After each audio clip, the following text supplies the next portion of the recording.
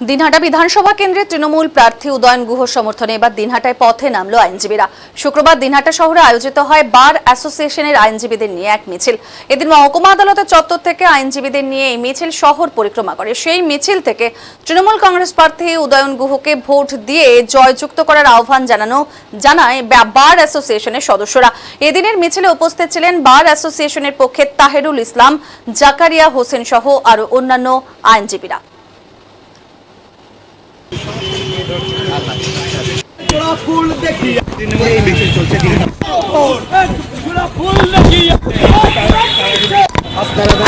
কি বলবেন আজকে এই দিনহাটার রূপকার এবং দিনহাটার অভিভাবক, আমাদের দিনহাটার সার্বিক উন্নয়নের সাথে সাথে আমাদের দিনহাটা বার অ্যাসোসিয়েশন গত 150 বছরের বার, আপনারাই দেখছেন যে একটা ছোট্ট টিনের ঘর, সেখান থেকে আমরা 3 তলা বিল্ডিং পেয়ে গেছি।